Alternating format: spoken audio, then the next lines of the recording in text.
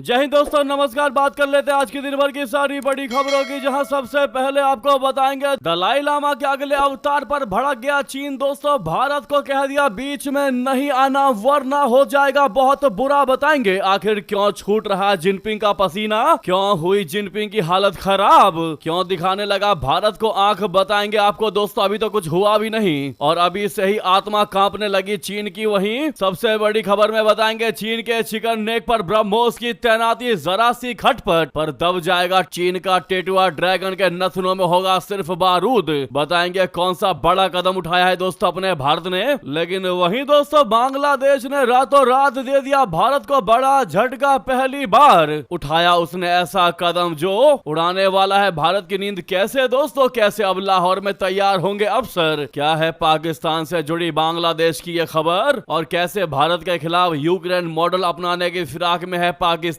किसने किया यह बड़ा दावा, तो वहीं दोस्तों भारत आए अमेरिकी विदेश मंत्री मार्को रूबियो ने कह दी दिल्ली के मन की बात, भारत के भारतीयों के मन की बात। जैसा कि पाकिस्तान लगातार अमेरिका के साथ साठगांठ और संबंध स्थापित करने का कर रहा था प्रयास, मार्को रूबियो के एक बयान ने पूरे पाकिस्तान में मचा दिया तहलका और इतनी सारी मेहनत पर फेर दिया पाकिस्तान के पानी। शहबाज और मुनीर को याद दिला दी उनकी नानी। बताएंगे ऐसा कौन सा बयान दिया है दोस्तों विदेश मंत्री मार्को रूबियो ने। एक से एक बेहतरीन से बेहतरीन और भी जानकारी आपको बताने वाले हैं, बस आप वीडियो के अंत तक बने रहिएगा। और खबरों में आगे बढ़ने से पहले दोस्तों, अगर आप भी मानते हैं जो भी कोई देश भारत के खिलाफ साजिश रचेगा आज के समय में, भारत उसको चुपचाप देखने वाला नहीं बल्कि मुंहतोड़ जवाब देने की काबिलियत रखता है, तो वीडियो को लाइक करके, चैनल को सब्सक्राइब करके, बेल आइकन दबा के कमेंट में आप लोग जय हिंद अवश्य कहिएगा। तो बात करते हैं पहली सबसे बड़ी चौंका देने वाली खबर की, जहां चीन ने शनिवार को चेतावनी देते हुए कहा कि भारत दलाई लामा के पुनर्जन्म की प्रक्रिया में हस्तक्षेप न करे। उसने दलाई लामा के अगले अवतार को चीन का आंतरिक मामला बता दिया। दोस्तों, इसके अलावा चीन ने यह उम्मीद भी जताई है कि भारत तिब्बत की स्वतंत्रता की वकालत करने वाली गतिविधियों के लिए कोई मंच उपलब्ध नहीं कराएगा। भारत में चीनी दूतावास की प्रवक्ता यू जिंग ने सोशल मीडिया प्लेटफॉर्म एक्स पर एक पोस्ट में ये बातें कही है। इसीलिए सवाल यह है कि आखिर चीन दलाई लामा के अवतार के आने से पहले ही क्यों डरा हुआ है। जी हाँ दोस्तों, चीनी प्रवक्ता ने लिखा कि दलाई लामा के पुनर्जन्म का मुद्दा पूरे तरीके से चीन का आंतरिक मामला है और इसमें किसी भी बाहरी दखल की कोई गुंजाइश नहीं होनी चाहिए। उन्होंने आगे कहा कि तथा कथित केंद्रीय तिब्बती प्रशासन को किसी भी संप्रभु देश द्वारा मान्यता प्राप्त नहीं है और न ही इसके नेतृत्व के पास तिब्बती लोगों का प्रतिनिधित्व करने की कोई वैधता है और न ही पुनर्जन्म की प्रक्रिया के संबंध में कोई दावा करने का अधिकार है। इस पोस्ट में यह भी कहा गया है कि भारत ने तिब्बत से जुड़े मुद्दों पर अपनी स्थिति स्पष्ट कर दी है। दलाई लामा ने 2 जुलाई को एक बयान में कहा था कि उनके पुनर्जन्म को पहचानने का एकमात्र अधिकार गादेन फोद्रांग ट्रस्ट के पास है और किसी और के पास इस मामले में दखल देने का ऐसा कोई अधिकार नहीं है। इसके जवाब में चीन, जो दलाई लामा को एक अलगाववादी मानता है, उसने कहा था कि किसी भी पुनर्जन्म को बीजिंग से मंजूरी मिलनी चाहिए। इसके ठीक बाद और पहली बार भारत के अल्पसंख्यक मामलों के मंत्री किरण रिजिजू, जो खुद एक बौद्ध हैं, उन्होंने 3 जुलाई को दलाई लामा के एक बयान पर सार्वजनिक रूप से जवाब दिया। उन्होंने पीटीआई से कहा कि जो लोग दलाई लामा को मानते हैं उन्हें लगता है कि पुनर्जन्म का फैसला तय रिवाजों के हिसाब से और दलाई लामा की इच्छा के मुताबिक ही होनी चाहिए। सवाल यह है कि दलाई लामा पर चीन जो है वो भारत को चेतावनियां क्यों दे रहा है। दरअसल चीन चाहता है कि अगला दलाई लामा बीजिंग द्वारा चुना जाए ताकि तिब्बत और बौद्ध समुदाय पर चीनी कम्युनिस्ट पार्टी यानी सीसीपी का पूर्ण नियंत्रण बना रहे। चीन एक चीनी दलाई लामा चाहता है। तिब्बत की निर्वासित सरकार यानी सेंट्रल तिब्बती एडमिनिस्ट्रेशन भारत के धर्मशाला में स्थित है। चीन को डर है कि भारत की मदद से अगला दलाई लामा चीन से बाहर, जैसे भारत के तवांग क्षेत्र में चुना जा सकता है, जो तिब्बत पर चीन के अवैध कब्जे के दावों को अंतरराष्ट्रीय स्तर पर कमजोर करेगा। चीन का रुख है कि पुनर्जन्म की प्रक्रिया चीनी कानूनों और ऐतिहासिक रूप से चली आ रही गोल्डन अर्न, बोले तो सोने के कलश से पर्ची निकालना की पद्धति के तहत होनी चाहिए, जिसके लिए बीजिंग की केंद्रीय सरकार की अंतिम मंजूरी जरूरी है। लेकिन मौजूदा यानी 14वें दलाई लामा ने स्पष्ट किया है कि उनका पुनर्जन्म किसी स्वतंत्र देश में होगा, ना कि चीनी नियंत्रण वाले तिब्बत में। उन्होंने संकेत दिया है कि अगला दलाई लामा भारत से भी हो सकता है। भारत आधिकारिक तौर पर वन चाइना नीति का सम्मान करता है, लेकिन भारतीय अधिकारियों और केंद्रीय मंत्रियों ने स्पष्ट किया है कि अगले दलाई लामा को चुनने का का अधिकार सिर्फ दलाई लामा और उनके अनुयायियों को है। चीन इसी बात से नाराज है दोस्तों। चीन को यह डर है कि यदि अगला दलाई लामा भारत की धरती से चुना जाता है तो तिब्बत की स्वतंत्रता का आंदोलन और ज्यादा मजबूत होगा, जिससे भारत चीन सीमा बोले तो LAC पर भू राजनीतिक तनाव और अधिक गहरा जाएगा। जी हाँ दोस्तों, तो यह है पूरी कहानी जिस पर भड़का हुआ है चाइना। वो नहीं चाहता कि भारत से या फिर किसी अन्य देश से अगला दलाई लामा चुना जाए तिब्बत का, और इसीलिए वो बार बार लगातार भारत को चेतावनियों पर चेतावनी दे रहा है कि बीच में मत पड़ो भारत, ये हमारा आंतरिक मामला है। भारत को लगातार आंख दिखा रहा है दोस्तों। ऐसे में अगले चुने जाने वाले दलाई लामा पर आपकी क्या है राय? आपके हिसाब से कहां का होना चाहिए अगला दलाई लामा? जरूर कमेंट करके बताइएगा। लेकिन दोस्तों सामने लाइक का बटन है, अभी तक लाइक नहीं किया तो इस लाइक के बटन को अवश्य दबा दीजिएगा। अगली खबर की बात करते हैं, जहां एक तरफ जहां भारत को दबाने का भड़काने का प्रयास कर रहा है चाइना, वही दूसरी तरफ अपना भारत जिनपिंग का टेटवा दबाने का कर रहा है पूरा प्रयास। दरअसल चीन के चिकन नेक पर ब्रह्मोस की भारी तैनाती ड्रैगन के नथनों में होगा सिर्फ और सिर्फ बारूद। बता दे चीन सालों से भारत के आंगन में घुसने के प्रयास में जुटा हुआ है। हिंद महासागर में चीन की गतिविधियों ने भारत को भी काउंटर मेजर्स अपनाने के लिए मजबूर कर दिया है। भारत ने कई मोर्चों पर एक साथ चीन पर दबाव बनाना शुरू कर दिया है। इनमें सामरिक और आर्थिक घेरेबंदी महत्वपूर्ण है। भारत के बढ़ते रसूख को बाधित करने के लिए चीन ने स्ट्रिंग ऑफ पल्स की रणनीति को अपनाया। अब भारत भी चीन को उसी अंदाज में जवाब दे रहा है। नई दिल्ली ने नेकलेस ऑफ डायमंड स्ट्रेटजी के तहत बीजिंग को अपनी हद में रहने पर मजबूर कर रहा है। इस रणनीति के तहत भारत ने चीन के पड़ोस में अपनी जड़ों को गहराई देने में जुटा हुआ है। फिलीपींस के बाद अब एक और साउथ ईस्ट एशियाई देश वियतनाम को ब्रह्मोस सुपरसोनिक क्रूज मिसाइल से लैस करने की तैयारी चल रही है। बताया जा रहा है कि भारत और वियतनाम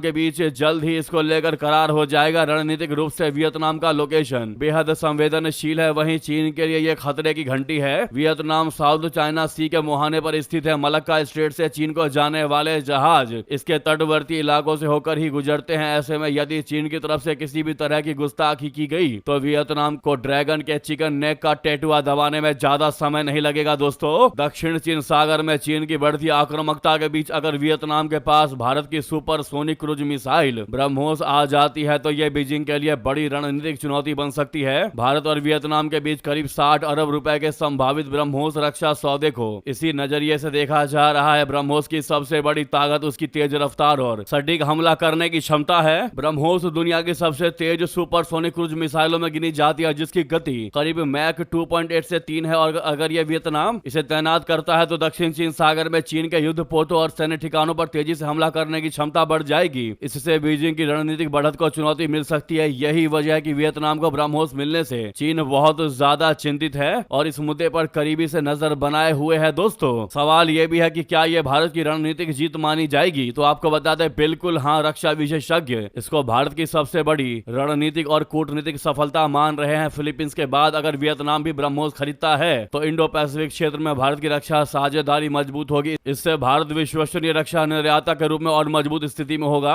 आपको क्या लगता है दोस्तों, क्या वियतनाम ब्रह्मोस की तैनाती करेगा? जो भी आपको लगता हो अवश्य कमेंट करके बताएगा। वहीं आपको बता दे चौंका देने वाली खबर,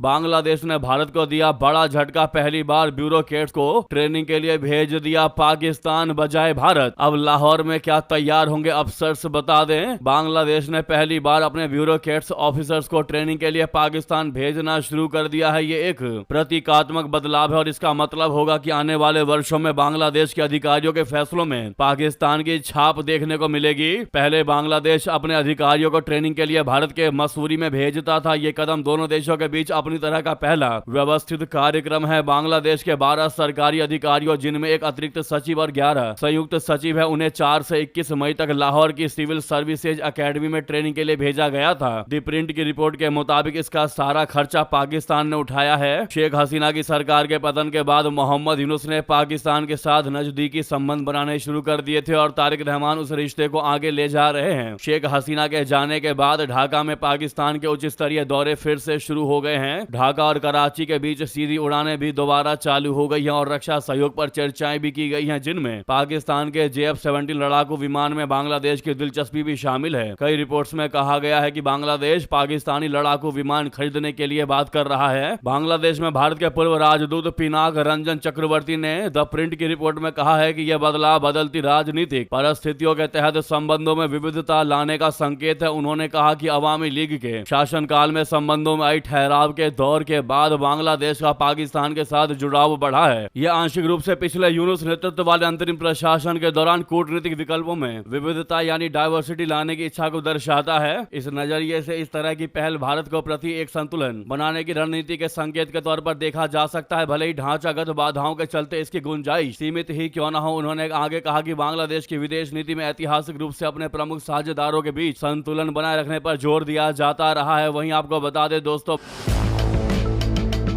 भारत के खिलाफ यूक्रेन मॉडल अपनाने की फिराक में भी है पाकिस्तान। एक्सपर्ट ने रूस वाली गलती से बचने की दे दी सलाह। क्या है खबर आपको बता दें, भारत ने पिछले साल मई महीने में हुए संघर्ष के दौरान अपनी रणनीतिक गहराई का फायदा उठाते हुए आधे घंटे से भी कम वक्त में पाकिस्तान के 11 एयरबेस तबाह कर दिए थे। पाकिस्तान का लंबा और संकरा आकार होने की वजह से उसके पास रणनीतिक गहराई नहीं है। पाकिस्तान के पूर्व पश्चिम में अधिकतम चौड़ाई अपने सबसे चौड़े बिंदु पर सिर्फ 1125 किलोमीटर है। इसका मतलब है कि देश का अधिकांश हिस्सा भारत की लंबी दूरी की मिसाइलों की मारक सीमा के भीतर आता है। खुद प्रधानमंत्री मोदी जी ने चेतावनी देते हुए कह रखा है कि आतंकवादियों को छिपने के लिए 1 इंच जगह भी नहीं मिलेगी। उन्होंने ये भी जोड़ा कि आतंकवादियों के लिए कोई भी जगह सुरक्षित नहीं होगी, यहाँ तक कि पाकिस्तानी सेना की पनाह में भी नहीं। दूसरी तरफ भारत के पास काफी अंदर तक रणनीतिक गहराई और भौगोलिक फायदे हैं। भारत की पूर्व से पश्चिम तक की अधिकतम चौड़ाई लगभग 2933 किलोमीटर है, जो पाकिस्तान की चौड़ाई से दुगनी से भी ज्यादा है। पाकिस्तान इस असंतुलन से अच्छी तरह वाकिफ है। अगस्त 2025 में फ्लोरिडा के टेम्पो में एक निजी डिनर कार्यक्रम के दौरान पाकिस्तान के सेना प्रमुख आसिम मुनीर ने चेतावनी देते हुए कहा था कि अगले संघर्ष के दौरान पाकिस्तान भारत को पूरब से पश्चिम तक निशाना बनाएगा। उनकी इन टिप्पणियों का मकसद नई दिल्ली को यह संदेश देना था कि उसे अपने बड़े भूभा की वजह से सुरक्षा का कोई गलत एहसास नहीं पालना चाहिए।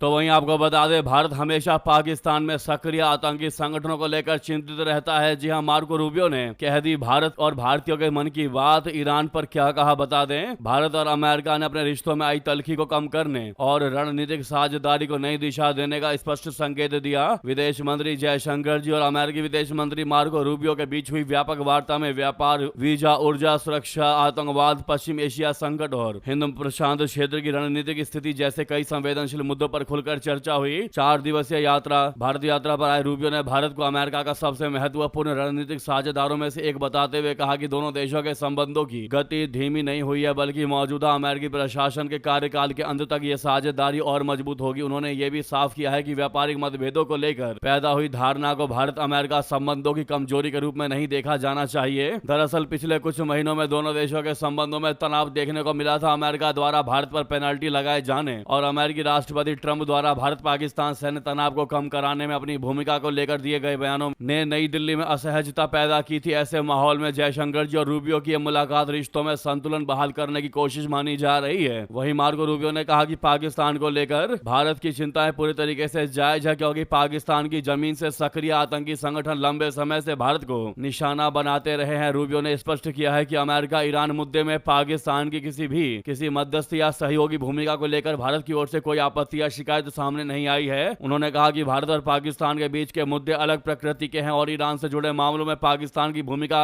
बातचीत का हिस्सा नहीं रही। रूबियो का यह बयान भारत अमेरिका रणनीतिक संवाद के बीच अहम माना जा रहा है। दोस्तों, इस पर आपकी क्या है राय, जरूर कमेंट करके बताइएगा। लगे हाथ तो आपको बता दें, खामेनी ने ट्रंप को यूं दिया कड़ा संदेश, 4 शर्तों पर अटका है सीज फायर। दोस्तों, ईरान के सुप्रीम लीडर से फंडेड अखबार कायहान के फ्रंट पेज पर एक बेहद आक्रामक रुख देखने को मिला। अखबार ने अपने पहले पन्ने पर जाहिर किया है कि मिडिल ईस्ट में जारी सैन्य संघर्ष को रोकने के लिए ईरान किसी भी तरह के दबाव में नहीं झुकेगा। अखबार की मेन हेडलाइन में सीधे तौर पर लिखा गया है कि कोई भी समझौता सिर्फ तभी मंजूर है जब उसमें सुप्रीम लीडर की शर्तों को पूरी तरीके से सम्मान किया जाए। अखबार ने अपने सब हेडलाइन में उन शर्तों और रेड लाइंस का जिक्र किया है जिन पर पर ईरान किसी भी कीमत पर समझौता नहीं करेगा। अखबार ने अपने आर्टिकल में युद्ध के दौरान ईरानी सेना के प्रदर्शन की जमकर तारीफ की। इसमें दावा किया गया है कि ईरान का सैन्य प्रदर्शन और युद्ध लड़ने की रणनीति इतनी बेहतरीन है कि उसे दुनिया भर के विश्वविद्यालयों में एक विषय के तौर पर पढ़ाया जाना चाहिए। जी हाँ दोस्तों, वो 4 शर्त कौन कौन से हैं जिसे अखबार ने लिखा है, जिसे मानने के बाद ईरान और अमेरिका के बीच समझौता मुमकिन है। तो पहला है ईरान के परमाणु कार्यक्रम और उसकी अब तक की सभी परमाणु उपलब्धियों को पूरे तरीके से सुरक्षित रखा जाना होगा। वहीं दूसरा शर्त है, ईरान ने अमेरिका के सामने युद्ध के चलते हुए नुकसान के लिए मुआवजा देने की शर्त रखी है। तीसरा है, ईरान ने मांग किया है कि अमेरिका मिडल ईस्ट से अपने सैनिकों को पूरी तरह बाहर निकाले। और चौथा और अंतिम शर्त है कि इसके अलावा सभी मोर्चों पर सैन्य कार्रवाई को तुरंत रोका जाए। जी हाँ दोस्तों, वहीं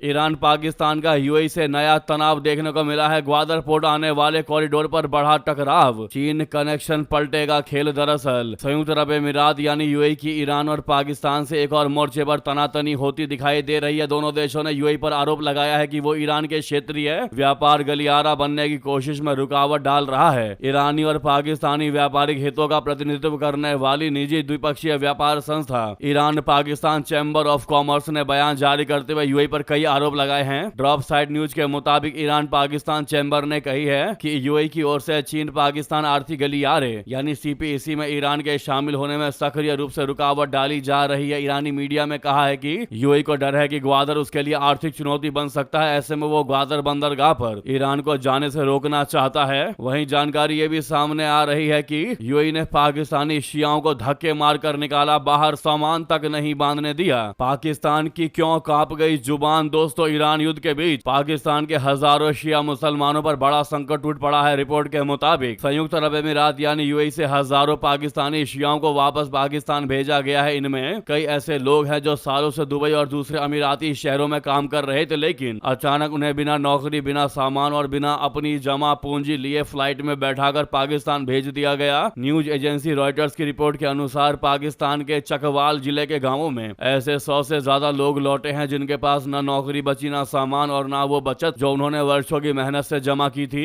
रॉयटर्स ने ऐसे 103 पाकिस्तानियों के दस्तावेज, वीजा स्टेटस, स्क्रीनशॉट्स और फ्लाइट डिटेल्स देखे जिन्होंने दावा किया कि उन्हें यूएई से निकाला गया। इनमें से 24 लोगों से बातचीत भी की गई। सभी ने कहा कि उन्हें अपना सामान और बचत लेने का मौका तक नहीं मिला और दर्जनों अन्य शिया लोगों के साथ फ्लाइट में बैठाकर पाकिस्तान भेज दिया गया। वाकई में दोस्तों, यूएई से दुश्मनी महंगा पड़ता दिखाई दे रहा है पाकिस्तान और पाकिस्तानियों को, जिसके बाद पाकिस्तानी अपने हुक्मरान शहबाज और मुनीर का गालियों से स्वागत कर रहे हैं। दोस्तों, आपकी क्या इस पर राय जरूर कमेंट करके बताइएगा। लगे हाथ तो वीडियो को लाइक करके इस चैनल को सब्सक्राइब करके बेल आइकन दबा के कमेंट में जय हिंद कह दीजिएगा। मिलते अगली बड़ी खबर में। यहां तक बने रहने के लिए आप सभी का बहुत बहुत धन्यवाद, बहुत बहुत आभार। जय हिंद, जय भारत।